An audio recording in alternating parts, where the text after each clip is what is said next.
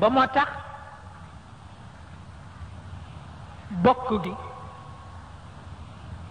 doxal ko ci làmmiñ lay tegu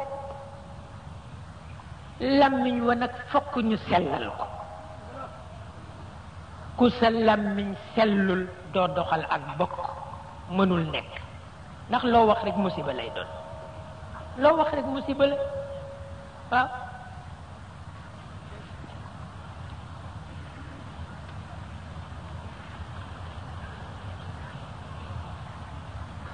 lu mat a bàyyi xel wax dana jib defar lépp wax dana jib yàq lépp wata ki war a defar bokk gi fokk ñu seggal ko làmmiñam waaw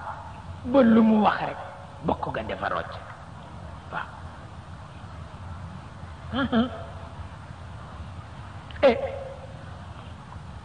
xëy na nag aada dana tax nit nag fëgg dënnam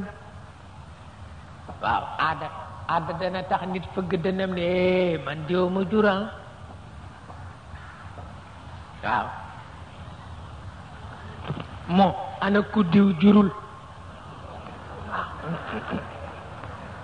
ah ana ku diw jurul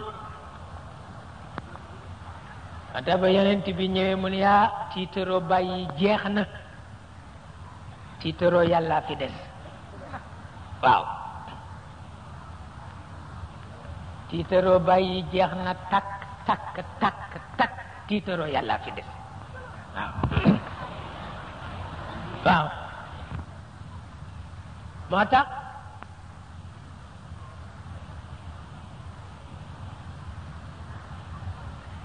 Cheikh El Hadj Omar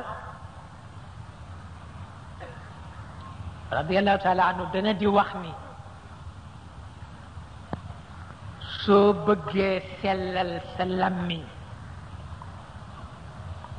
ba mu dox bokk gi nee na wattul grand place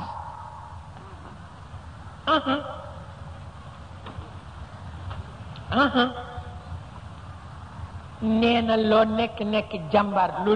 liggéey sa mantiq nee na loo ci yéwénal boo demee ci grand place mu yàq ca lu ni toll